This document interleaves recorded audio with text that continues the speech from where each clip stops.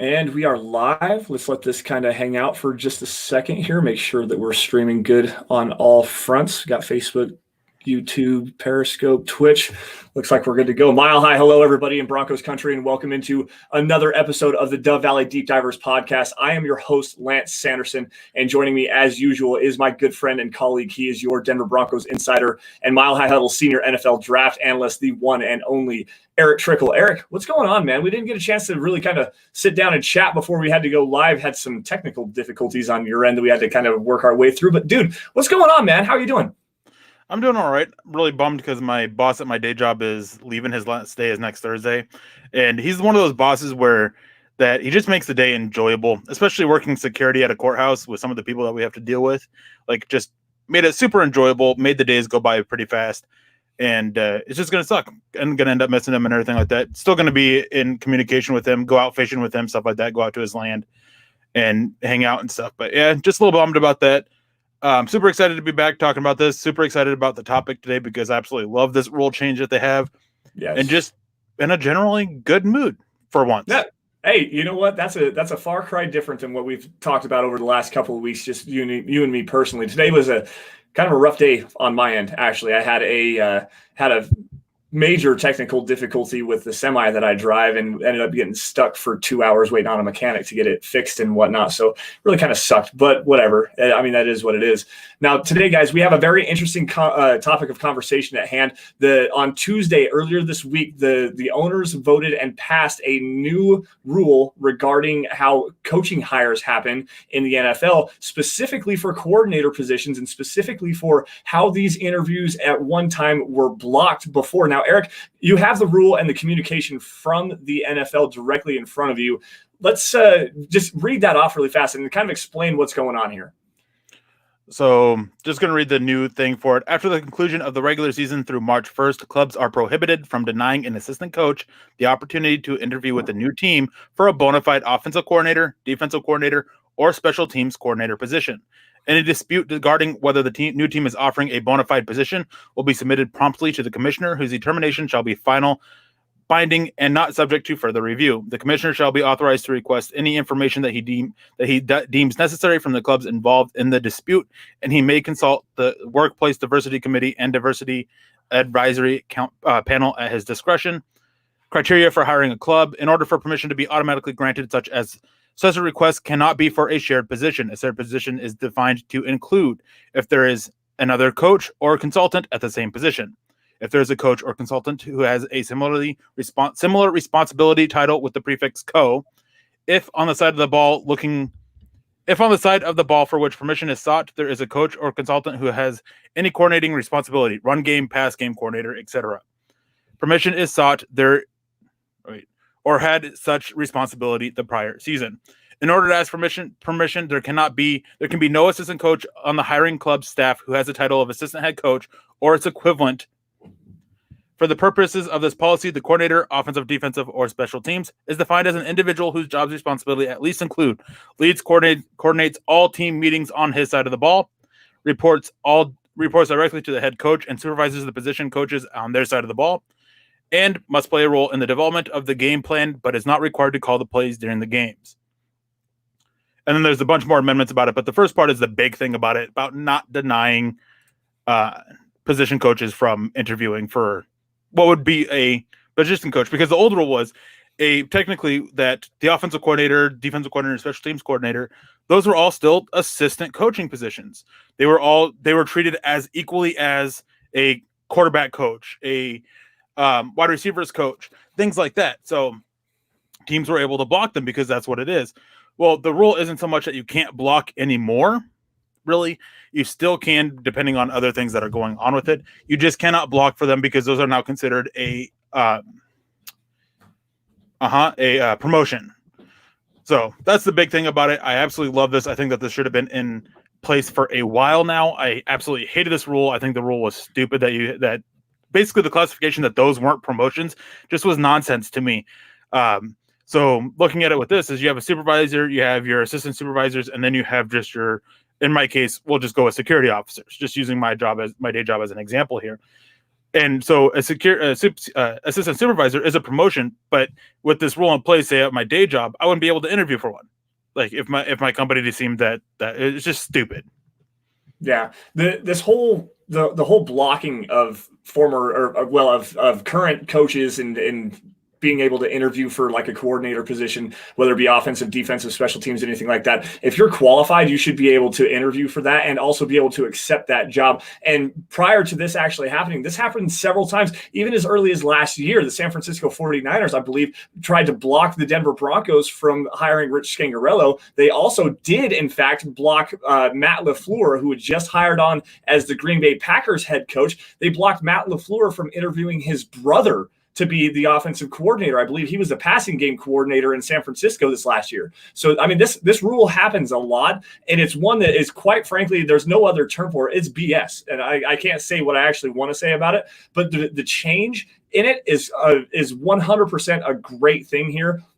Not only just because these people deserve these promotions and stuff like that, but also, and this goes into the kind of the diversity aspect of this, getting some more minority coaching candidates, opportunities to move up into those kind of coaching positions. And then maybe we might see some more of these minority offensive and defensive coordinators get hired as head coaches as well. The NFL is working on another one regarding the Rooney Rule that we'll not get into this particular time. And before we actually go any further, I do want to, because there's a very Broncos pertinent piece of information here, and this is what we wanted to kind of break down for you. But before we go, I just want to say hello to everybody that's hanging out in the room today. We got James in the house, Bawana obviously doing his thing, Robert Caslow, Bronx legend, saying what's up. There was a couple other people, the Rocker as well. Hi guys, welcome into Dove Valley Deep Divers. We appreciate you. Von Miller Express 58 coming in here as well. So outside of that, it's just the way that this is working out, we're actually going to finally see a little bit more diversity and get kind of the cronyism out of this, I believe. Anyways, that's my personal opinion on it. So yeah, the big reason why this is relevant to the Broncos is basically before the Broncos hired Wade Phillips to be their defensive coordinator back in 2015, right? Yep, 2015. Yeah, is they actually wanted to hire Vance Joseph, who was at the time the Cincinnati Bengals secondary coach. They wanted to interview him. They wanted to hire him as a defensive coordinator. That was Gary Kubiak's kind of first choice, so to speak. That's who they wanted. But the Cincinnati Bengals blocked it, and then the Broncos settled for Wade Phillips. And we know Vance Joseph didn't handle or pan out as a head coach, and his time at offense as a defensive coordinator with the Dolphins wasn't the best. So I think it's kind of safe to assume that had this rule been in place there and the Broncos been able to hire them because the Bengals wouldn't have been able to block him, that Denver doesn't win a Super Bowl. I think that's a pretty relevant thing. And this rule, as much as I hated it, it really did give Denver a break here because, hey, at least we have a Super Bowl victory in the last 5 years that we can celebrate and everything. Whereas if this rule was in place, that wouldn't be the case. But on the flip side, though, is if Denver brought Vance Joseph in and he's able to get that experience, and then Gary Kubiak stepped down, would his time as a head coach been better? Been able to get that experience, work in the system with the Broncos, getting to know the players and everything like that? Would that have made a difference for his head coaching time? That's a little bit harder to say. You can't really talk about that. But I do feel confident in saying that there would be no Super Bowl.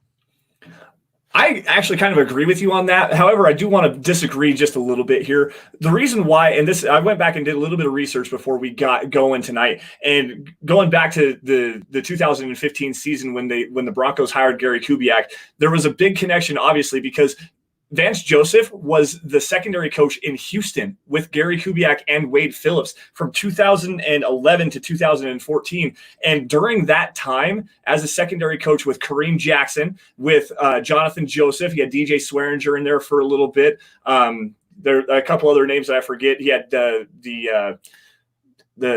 was a really good linebacker, JJ Watt in there as well. But anyways, that passing defense was number 3 in the NFL over that stretch in yards per game at 203.5. That passing defense was amazing, and Vance Joseph was the head of the secondary there.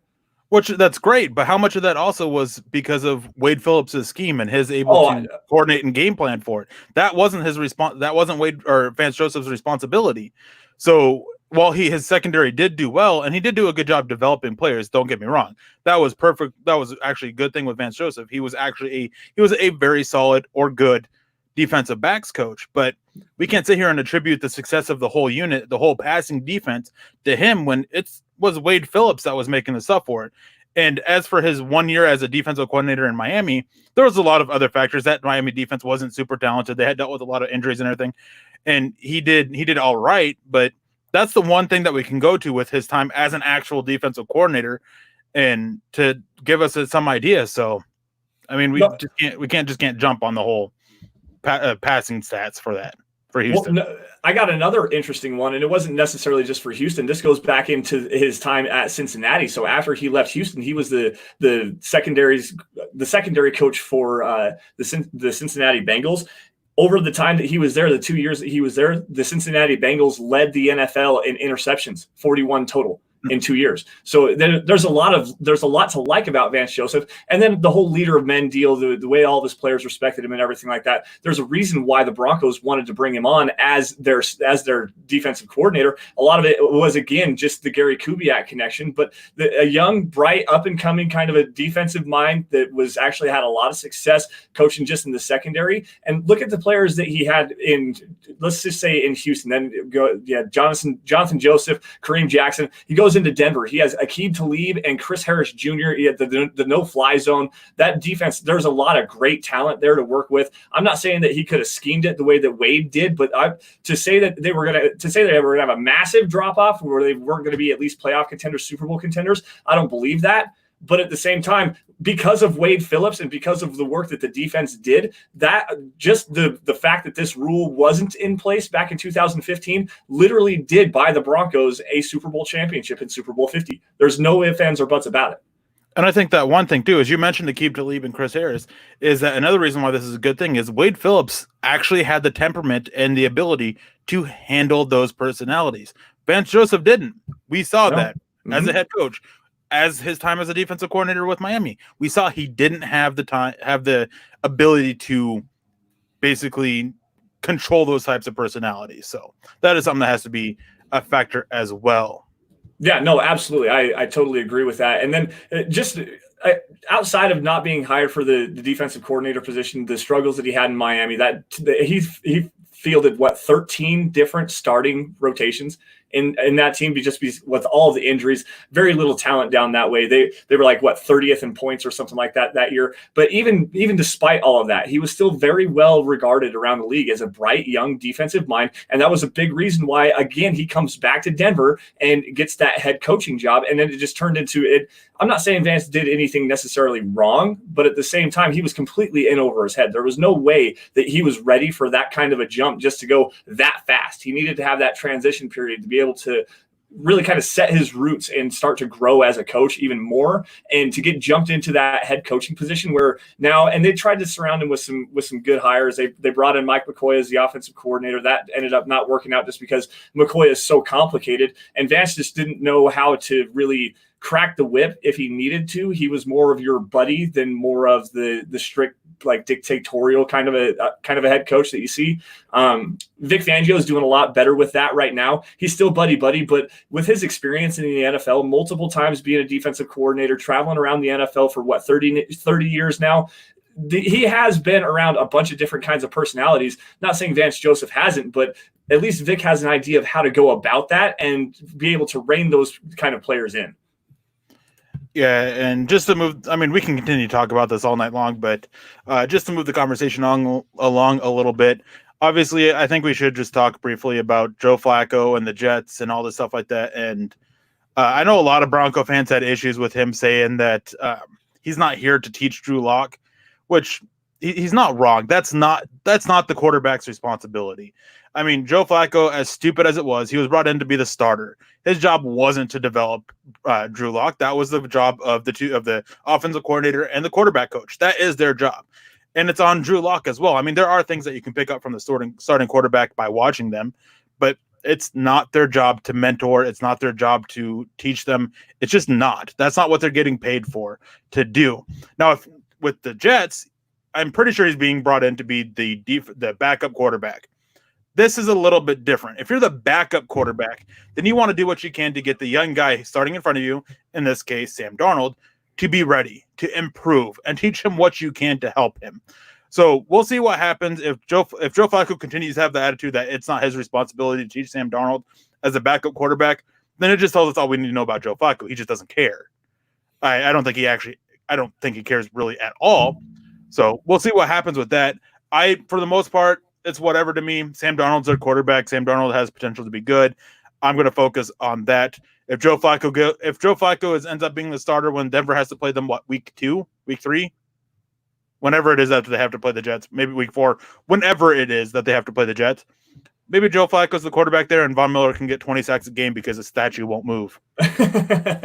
Ain't that the truth? I swear to God. No, with it being such a low level deal, I did actually look into this really quick. I didn't get a chance to really follow any of the news going on in the NFL today, so I've learned about this through Bawana actually on Twitter. Had tweeted something out about Joe Flacco signing with the Jets, so I just quickly looked at it. It's 1 year, $1.5 million to be the backup, kind of a deal with incentives to like $4.5 million. Not a whole lot. I don't think there's really any guaranteed money in it either. So this is. I'm not necessarily going to say a camp arm deal, but he's definitely, if he does compete to start, it's going to be because Sam Darnold got hurt. And Sam Darnold is the bona fide starter in New York. He's the future of their franchise, and he's got to develop. And having a veteran backup like Flacco, a guy that's been around the league a little bit, won a Super Bowl, has had at least a decent track record of success.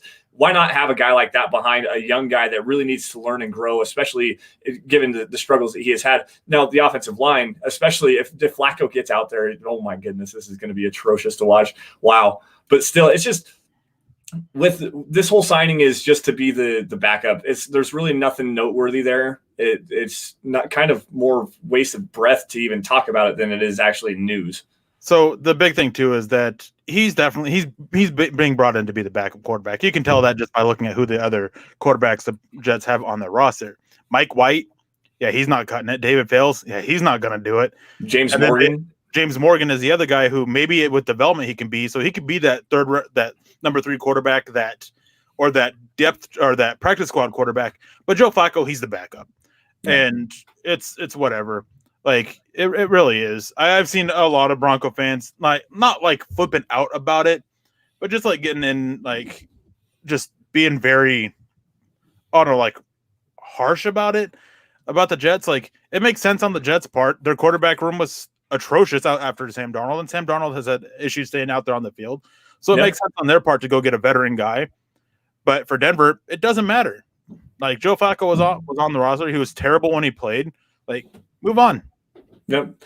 Be done and over with it, just like the Case Keenum experience. Like there's no need to continue to rehash this anymore. Flacco sucked. He's out, and Drew Lock is in. And whatever regarding the Jets and Joe Flacco does not regard the Broncos anymore. So, all right, guys, I'm going to grab a couple super chats here really fast.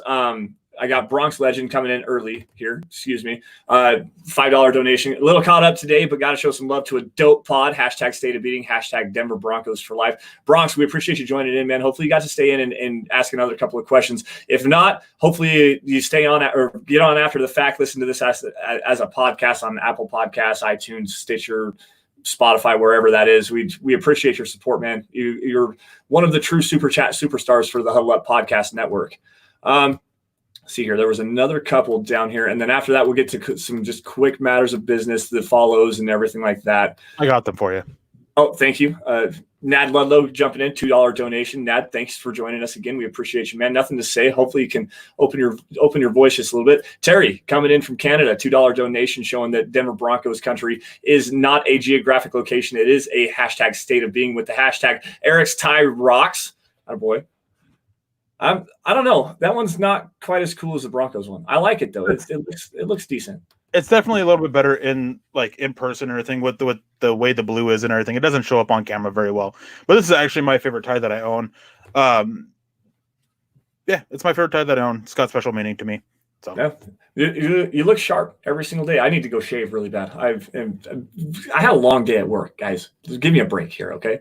All right. So, anyways, quick matters of business, guys. Make sure you guys are following the show at DVDD_pod. It's the easiest way to make sure you are in the know of what we are talking about. Sometimes we throw out some takes. More often than not, you're going to have to find us, and you can do so at Sanderson MHH and for Erick at Erick Trickel. Also, make sure you guys are following at Huddle Up Pod. And this is going to give you updates on not only the Huddle Up podcast, Dove Valley Deep Divers, but also building the Broncos as well. Instant updates and analysis, stuff like that. If you want to get any kind of more stuff, let's see if I can find it down here at the very bottom at Mile High Huddle. It's the easiest way, guys. You guys get updates on the podcast. You get updates on what's going on at milehighhuddle.com, instant news, updates, analysis, breaking news, film articles, stuff like that. Really, if you want to do that, that's probably the easiest way to stay in tune with everything regarding your Denver Broncos. Also, if you get a chance, where is it at here? Head on over to huddleuppod.com. Get your merch. Get yourself a hat. Get yourself a T-shirt. The face mask, the big popular seller right now. There's a coffee cup on there. Hopefully, we're going to get some more DVD stuff going up there here soon as well. We need to talk to Chad. Yeah, we need to get some ties. Get a tie. That would be great. And if you guys aren't in a position financially to do so, to be able to rock some gear and stuff like that, there are 3 easy things that you can do to help support this podcast grow and get into many more Broncos country followers across the country. And they are, 1, subscribe wherever you're at, Facebook, YouTube, Twitter, Twitch, anything like that. Subscribe to Mile High Huddle, Huddle Up Pod, whatever you got to do. Like the video that you were watching before or after the fact. Smash that like button. Whatever you got to do to get it out there. And if you really love what we're doing, share it. Share it to all your friends. Get out there, show it to your buddies, sitting in the bar, having a drink. Now everything's kind of starting to open up just a little bit across the country, given the state of affairs. Go out and have some fun. Share our content. It's the easiest way to help us grow. Maybe some more people will come in and help us out. So, but anyways, guys, let's get to some of these questions here. They were kind of piling up here. Oh, Brian Greenfield. We also had a $2 donation from Brian Greenfield saying, can't wait for the season to start. We can't either. We hope it starts on time. Really hope it starts on time for multiple reasons. But yeah, we really can't wait for it. During being for lack of a better term, a Broncos content creator or any NFL team content creator, the time from May to basically the end of July is always the hardest time to come up with stuff. Always, unless there's something big happens with a trade or a signing, there's just not that much to cover about. So having the season come into play and everything like that, obviously so much more content, so much more at our fingertips that we can do. But yeah, so it's just a crappy time for us for doing this, especially with everything that's going on in the world too. But yeah, we really can't wait for the season to start.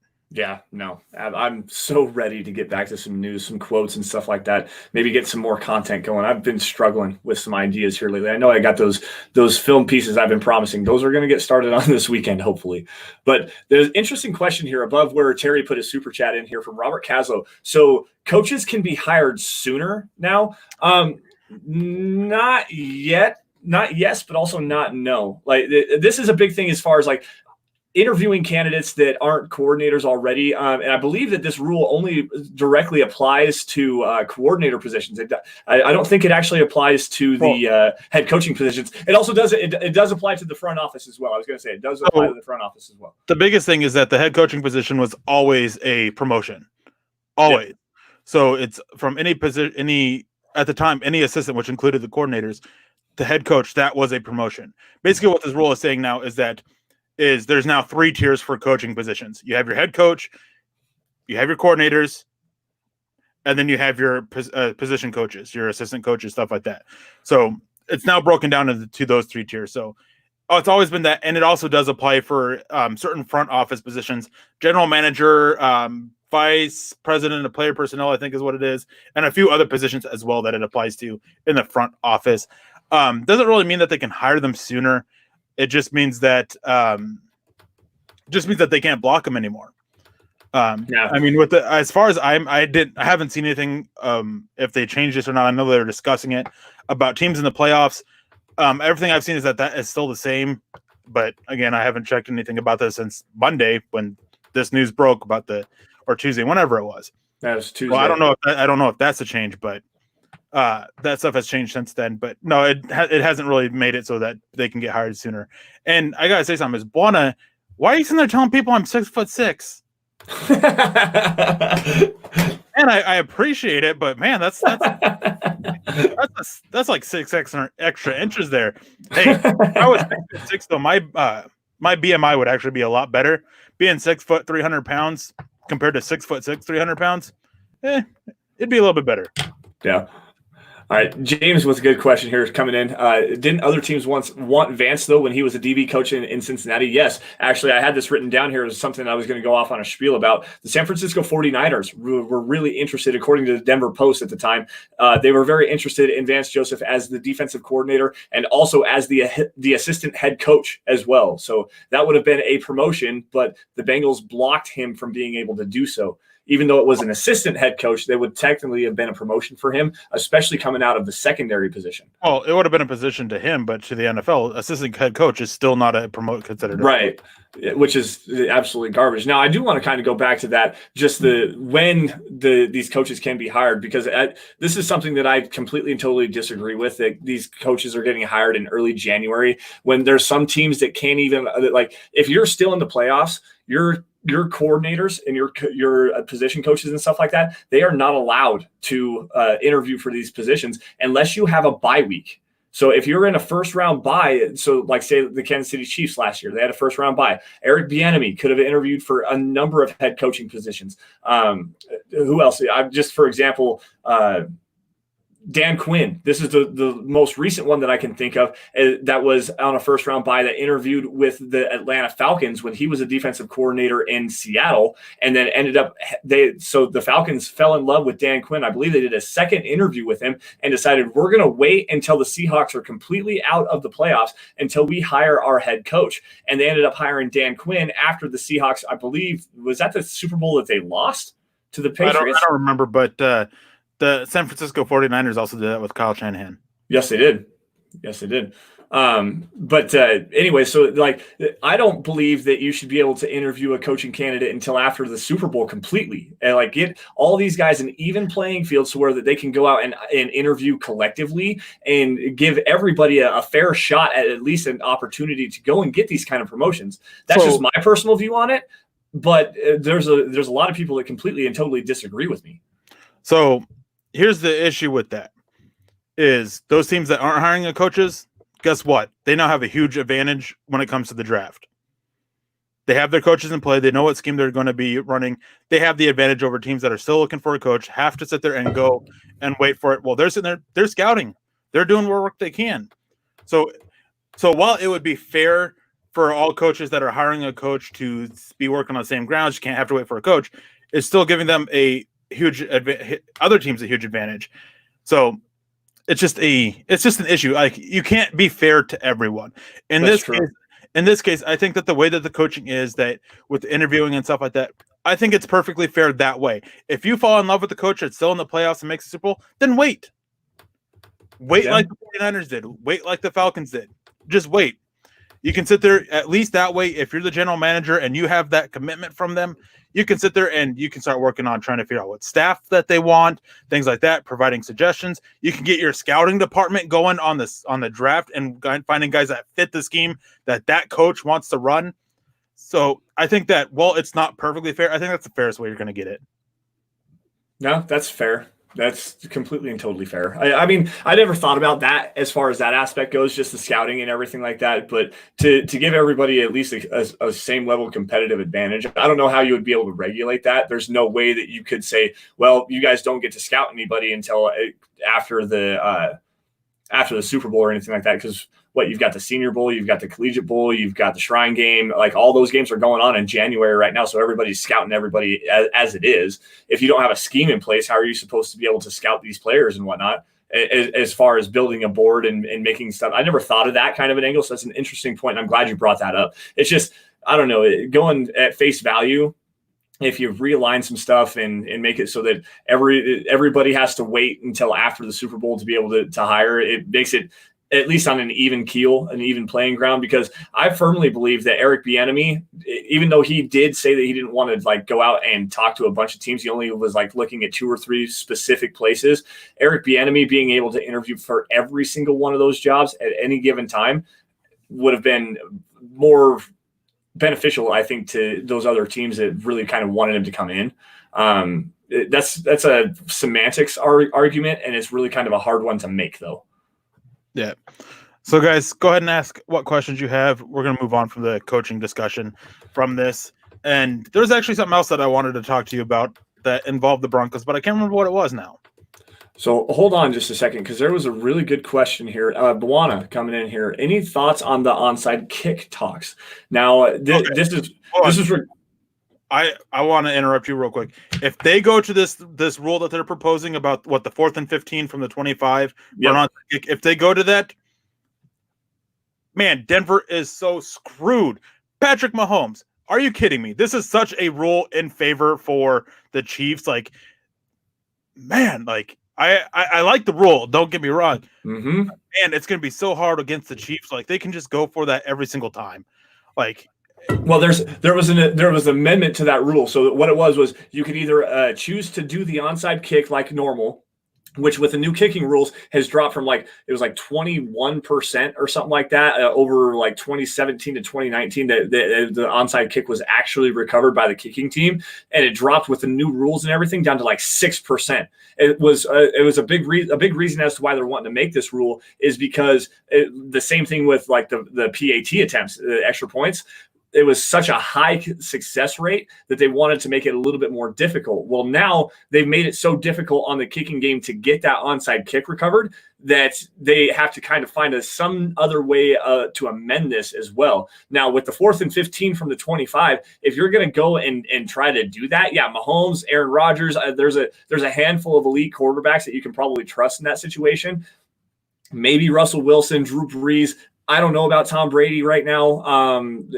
Big Ben, maybe like the odds of you converting 4th and 15 from your own 25-yard line in a super clutch situation, if you don't convert, it's a field goal to the other team, and so now you're doing it all over again. But I do understand where you get Mahomes, a guy that's a magician in the pocket, can extend some plays, get the ball down the field and push it down, convert 4th and 15, and then drive and go score a touchdown. Then they get to do it again. So say they're down 10 points.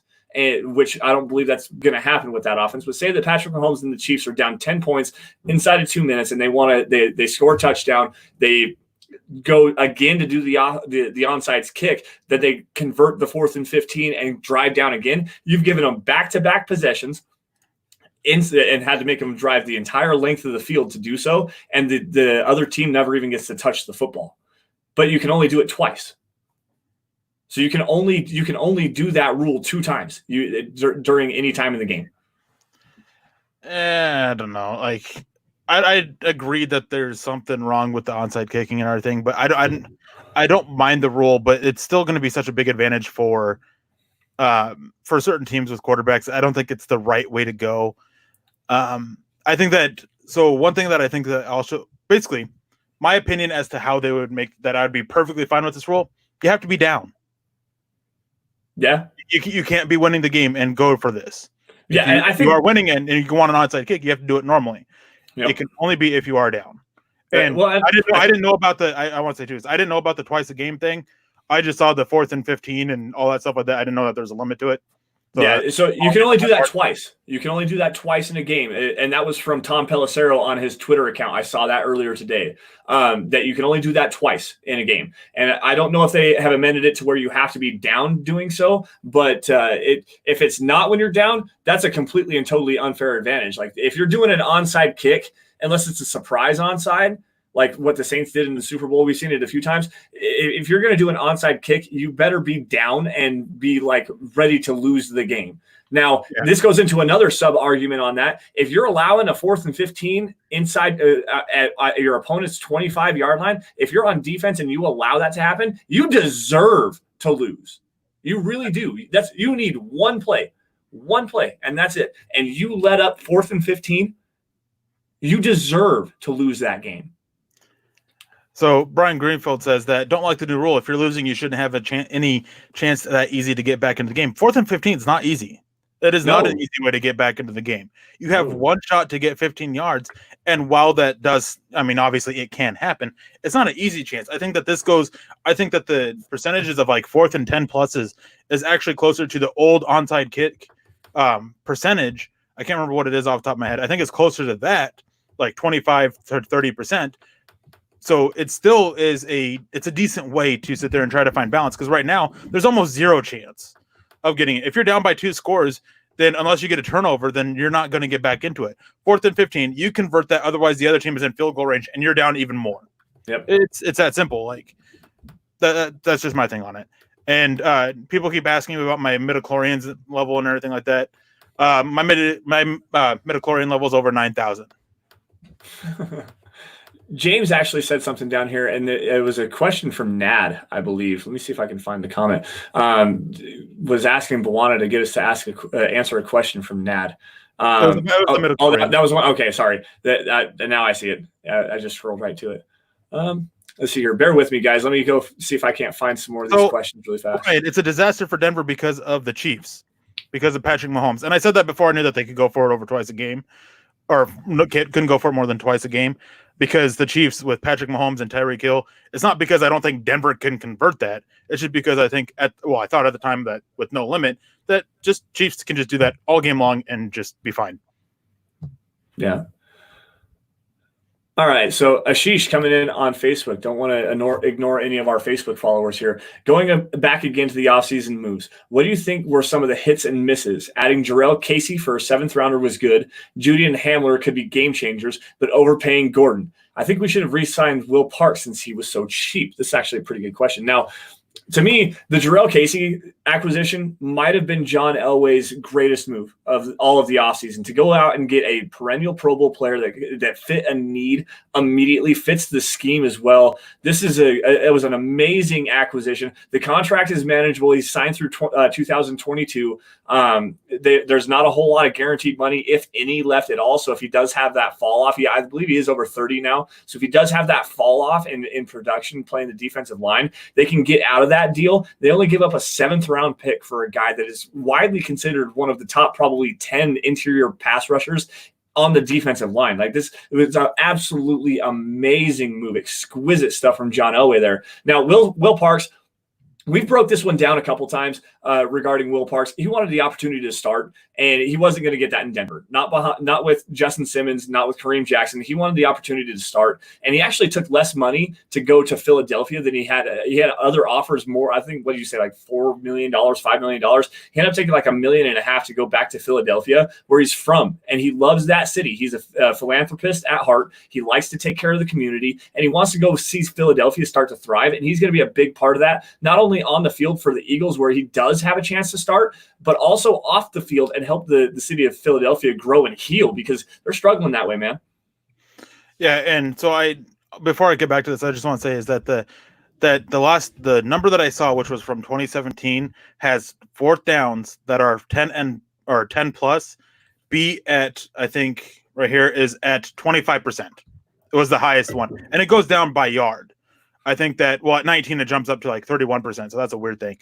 But yeah, it is easier than the current onside kick rules, but it's just about the same as the old kick rules. But as for this so with Jarrell Casey, Denver getting him for 7th, obviously that's amazing. Like, Jarrell Casey is a Pro Bowl player. He's a great defensive lineman. He's not slowing down yet. Maybe this year we start to see a little bit of a decline or something like that, but it's about that time for him. But still, for a 7th. But I mean, you have to look at this too, is that the Titans, they wanted to just cut salary at that point. They went and got Jeffrey Simmons. They were boosting up their defensive line a little bit with younger guys. So they just wanted to go do that a little bit. Will Parks he just wanted a chance to start. It would have been awesome if Denver could have brought him back. As hesitant as I am with his play, I don't think he was as great as many other fans do. He is a very good number 3 safety. But the thing is that he just wanted a chance to start. He would return back home to Philadelphia because he's going to get a chance to start. And if he does well, if he wins that starting job, he can end up paying off for him, and he can get a huge contract. Very similar to what's going on with Shaq Barrett. Shaq Barrett left for Tampa Bay because he wanted a chance to start. He had offers for more from other teams, but he wanted a chance to start. He didn't want to be a depth piece anymore. I absolutely hate the Melvin Gordon move. Like plays fine, but I just not a fan of that. But my favorite move of this offseason has actually been the trade for AJ Boye. Oh yeah, that's a good one too. That's a really good one. I didn't even think about that. That what did they give up? A 4th-round pick, I believe, is what they gave up for AJ Bouye, starting cornerback, to come in and immediately just bolster the secondary. And he's honestly he's the best player in the secondary right now. Even though he may not be a bona fide like number 1 kind of a guy, he's not going to be that top 10, top 15 kind of a guy you see with like Aqib Talib, Chris Harris Jr. back in 2015, Richard Sherman. He's not that kind of a player, but as a well-rounded, solid, at least number 2, borderline number 1 guy, you really can't do much better than AJ Bouye. That is a great signing as well. Those 2 acquisitions, though, and that was Bouye they got right before free agency, and I believe they got Jarrell Casey right after the opening of free agency. So both of those moves very early in the offseason for the Broncos. Very good stuff there. As far as the draft goes, I'm head over heels, man. Jerry Jeudy was my guy.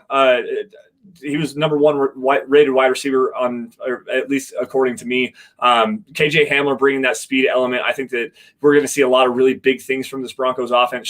Should KJ Hamler kind of develop just a little bit more. Jeudy, I think that there's a little bit more nuance that he can learn, but just as far as a pure route runner right now, absolutely amazing. I'm so excited to go dive into some more of his tape and take another look at him and break it down how it's going to translate to the NFL. Alberto pick kind of gets scratches my head a little bit, but at the same time, I understand what they're trying to do, get just some more versatility within the offense, get some more athleticism, stuff like that. Lloyd Cushenberry obviously is probably going to step in and be that starting center number 1, but still, John Elway hit it out of the park again this year. He had some money to play with, went out, got some really good veteran pieces, had another really solid draft as well. The offseason as a whole was a big A for me, at least an A, if not maybe an A plus.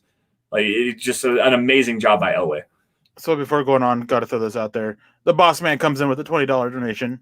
Thank you, Chad. We appreciate that. We appreciate you and everything you do for not just us as creators for Sports Illustrated and for Mile High Huddle, but just being a friend and a genuine good dude. Like, known you for many years, and actually, not to toot my own horn or anything, but it's been a pleasure building Mile High Huddle to what it's been alongside you ever since the start. Yeah. Well, you know what? I do have a lot of big things to say. I've been on board with Mile High Huddle for a couple of years now, and there's nothing for me except for Chad. Because of him reaching out to me and bringing me on, everything has grown so exponentially for me, and it's because of that man right there. And I owe you everything, dude. Thank you for everything you've done for me. I appreciate it so much more than you even know. Give him your firstborn. Give him my firstborn, Chad Jensen Sanderson. Anyways, there was a question here that I wanted to see. It involved the draft. Oh, here it is. Wannabes. Any thoughts on NFL Live giving the Raiders a B+, Chargers A-, and the Broncos a B for the whole offseason? Yeah, I think it's stupid. People are sleeping on the Broncos. Zach is just slapping the table on this on the Huddle Up pod. The national media is absolutely sleeping so hard. Yeah, they got Bill Polian coming out and saying that the Broncos have done a lot of great things. A great episode the other night. You guys got to check that out if you get a chance. But just the way that what is it? Nick Wright, 3-13. What are you talking about? The Broncos. The only really questionable move that I see, other than the bringing in Jeff Driscoll to be the backup quarterback, and that's like a nitpicky kind of a move, but at the same time, like, I don't really understand that. But the Melvin Gordon contract is probably the only move that really is. It's like, I like the player, I don't like the contract. We've pounded this drum forever, but still, like, Elway's offseason has been phenomenal. Yeah, so just on this is I stopped watching all the national media, guys, just because everything that I had to say, like, very rarely was it. I don't want to say that it didn't line up with my opinion or anything like that, but it just always seemed to be really harsh, rather hateful, and just rather down on it. And sometimes, it ended up being warranted, but a lot of times it's just like. And then the thing that really got me was when they were wrong, they would just sit there and just downplay it, like, or sit there and just flat out deny they were being wrong. They're guys that just don't have any what's what I'm looking for. There's no couth. There's no couth. Really, it's what it is. There's no humility at all. Yeah, Like, it's just that they don't have any anyone to hold them to their word or anything like that. Which is one reason why I appreciate all the people here with Mile High Huddle, is that if I say something and I'm wrong, you guys hold me to it. Like, not that I'm, despite popular opinion about me, is I'm not one to sit there and deny that I was wrong. If I'm wrong, I'm wrong. And these guys on NFL Network and stuff like that, they do that all the time. yeah.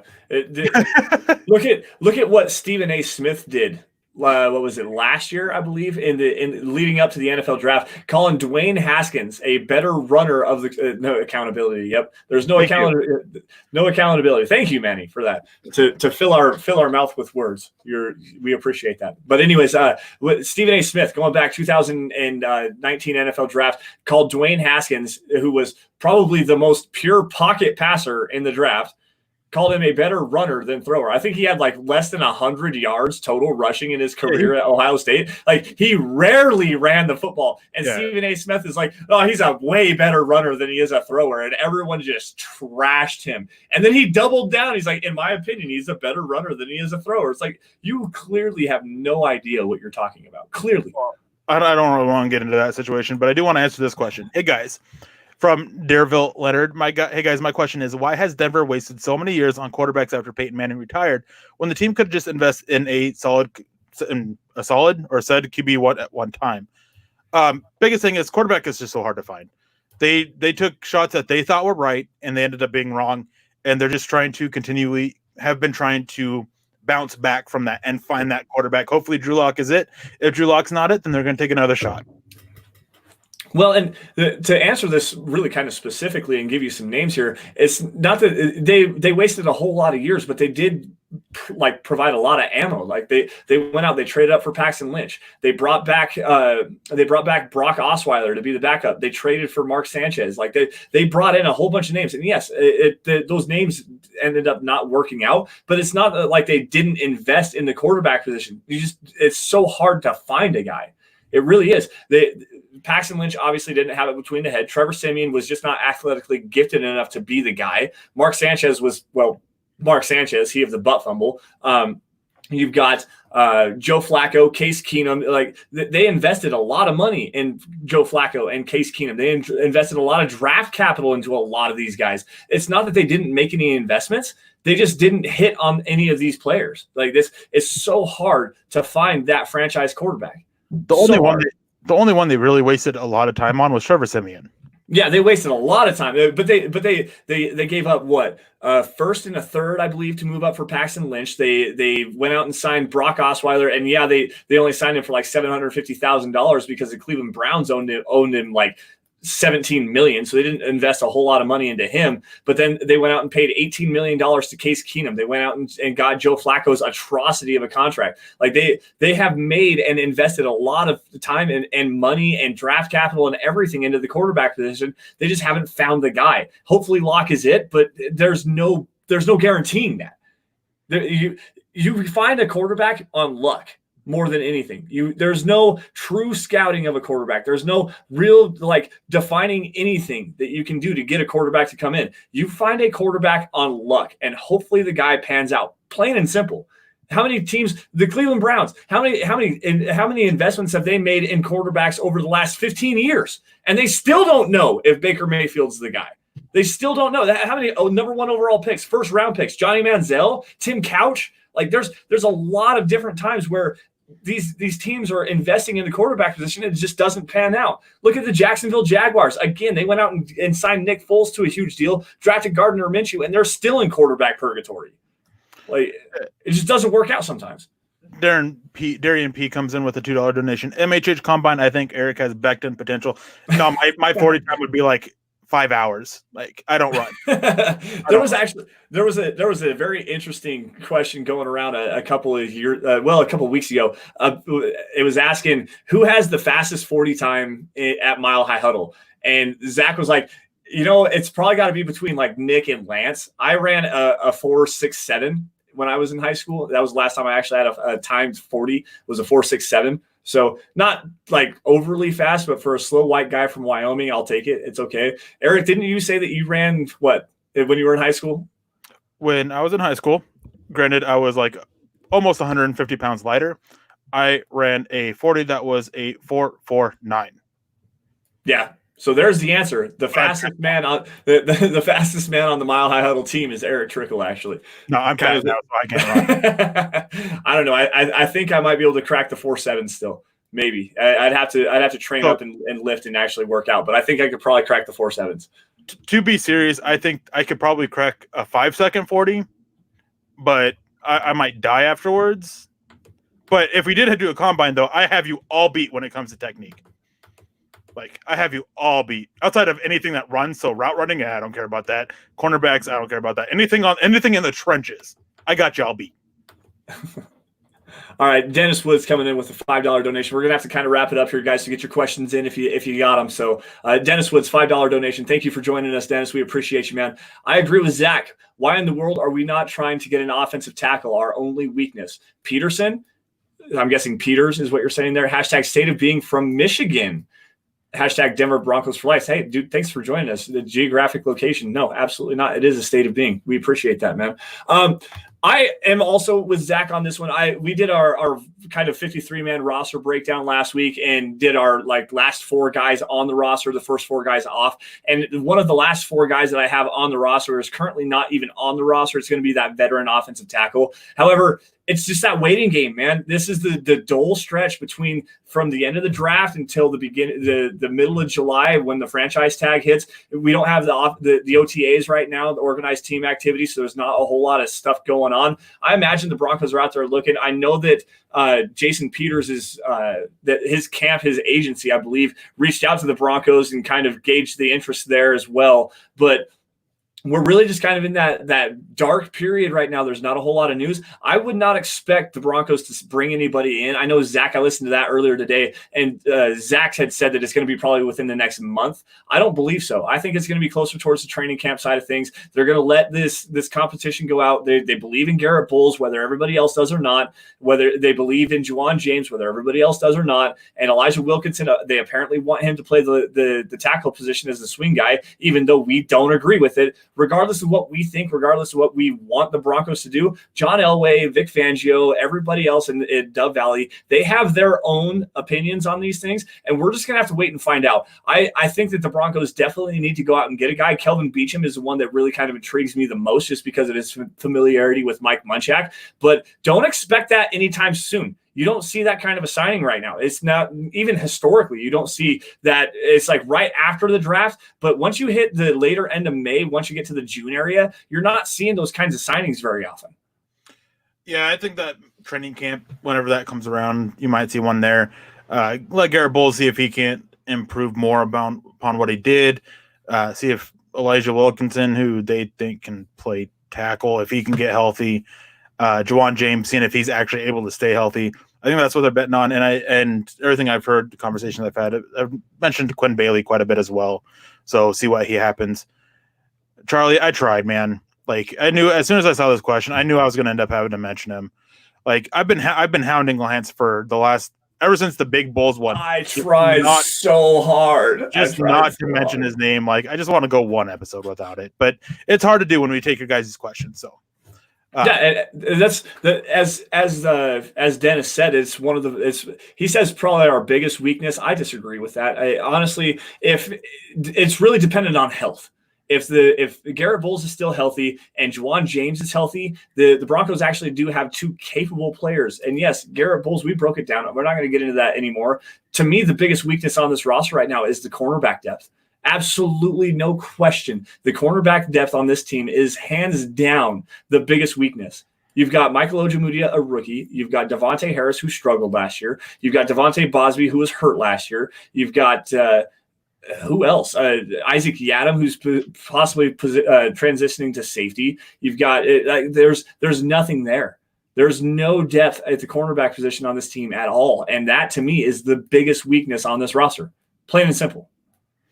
So, yeah, I think that I definitely agree. I think cornerback is the biggest need. And I think safety is actually a bigger need than people want to. Yes, absolutely.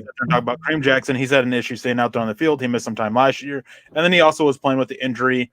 So there's just some concerns there as well with him. And then Justin Simmons, they don't have anybody after that. So it's just a concern here.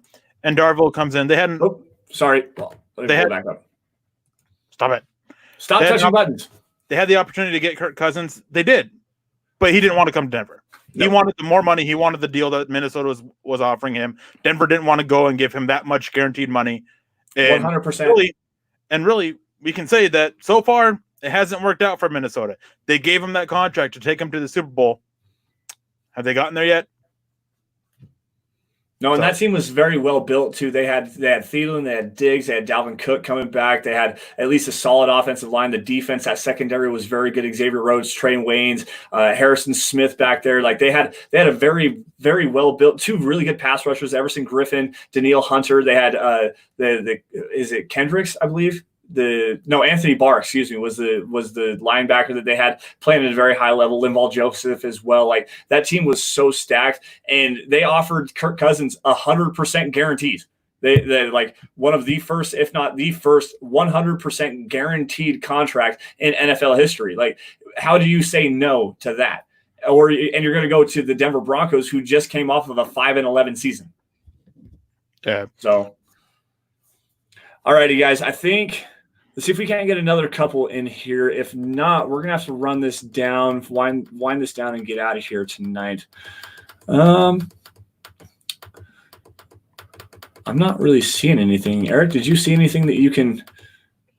When does the Cobra Commander, when does the preseason start? Can it just get here already? Well, hopefully, if everything starts on time, late into July. That's usually when preseason training camp. August training camp. Yeah, preseason it would be like the second week of August, like the 8th, 9th, 10th, something like that is typically when they open stuff up as far as the games and stuff goes. But that's, I mean, the tail end of July, because you're going to get the teams. Are they doing a Hall of Fame game this year? Is that actually been announced? I don't know. Because it'd be right after the franchise tag deadline. July 15th is when that is, and we should see a contract for Justin Simmons come out of that right around that kind of a time frame. So right after that is when the two teams that are coming in to do the Hall of Fame game, which is the first preseason game. I think it's 2 weeks. You have to do 2 weeks worth of practices before you can play in a game. So it would be August 3rd is first, second, third is usually the Hall of Fame game. So 2 weeks before that would be when training camp starts for at least those teams. And then the week after that would be everybody else returning to camp and returning to team facilities and stuff like that. So before we get out of here, what do you think we should talk about tomorrow? I know we normally talk about this afterwards, but maybe you guys have some options out there or some ideas about. Yeah, this is. Let you guys give us a topic for us to talk about. If nothing else, guys, hit us up on Twitter. You can get me at Sanderson MHH, for Eric at Erick Trickel. Like, get after us. If nothing else, shoot at DVDD_pod.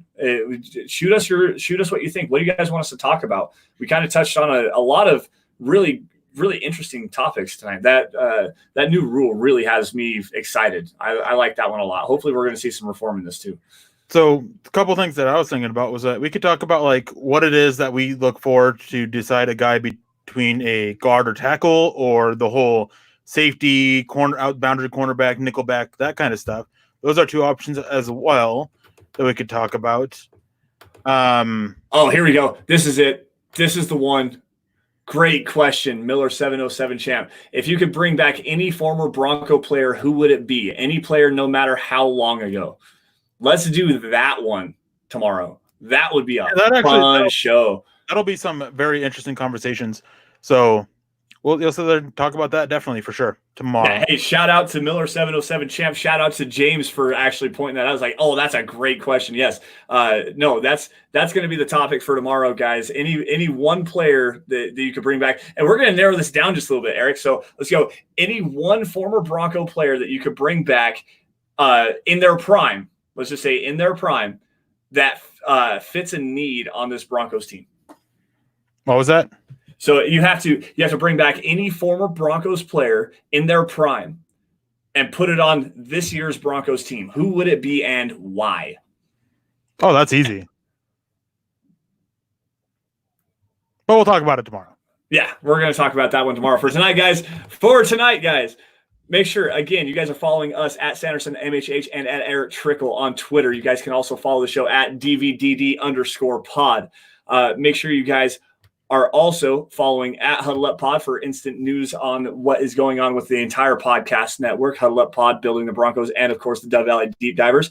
Make sure you guys are also following at Mile High Huddle for instant news analysis, breaking news updates, and film pieces, awesome opinion articles and stuff like that from not only Eric, myself, Nick, Carl, Chad, Zach, everybody at the Mile High Huddle. Anything you need to know is going to come right there. That is the mother account. Also, if you are in a position to do so, make sure you guys head on over to huddleuppod.com, get yourself a hat, get yourself a t-shirt, do whatever you got to do to help support the cause on the outside. And if you're not in a financial position to be able to do that, given the state of affairs in the world right now, the 3 easiest ways that you can support the show are these right here. Subscribe wherever you're watching, whether it's on YouTube as a live show, on Facebook, on Apple Podcasts, or whatever as a podcast after the fact. Subscribe, please. Give a 5-star review if you are willing to do so as well. If nothing else, smash that like button. Beat it up, bruise it, do whatever you got to do. And if you really love what we're doing, share it out. Share it out to the world.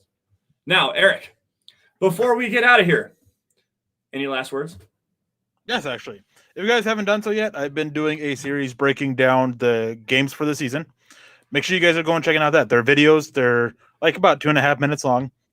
They're all obviously up on the Mile High Huddle YouTube page. Go check them out. Make sure you are subscribed to as Lance said, to the Mile High Huddle YouTube page. Go check them out. Leave your thoughts and everything like that. They're not super in-depth things. They're just kind of a quick overview of what the team that they're facing and just some ways that they can be dangerous against the Denver Broncos with what the Denver Broncos currently have on their roster. So go check that out, guys. And as always, you can always reach out to us on Twitter, as Lance said. I haven't been very active on Twitter recently, but fun fact, I've actually been working on a book series that I'm actually going to be starting here soon. Getting everything down for that. So, yeah. Spoilers, what's it about? No, I'm just playing. Well, it's 101 ways to not be Nick. Yes. Yes, the world needs to have that. Absolutely right now. It needs to publish tomorrow, please. All righty, guys. Well, with that, thank you once again for joining the Dove Valley Deep Divers podcast. You all have a great evening. Stay safe, take care, and we will see you tomorrow night, 6 o'clock. Be ready.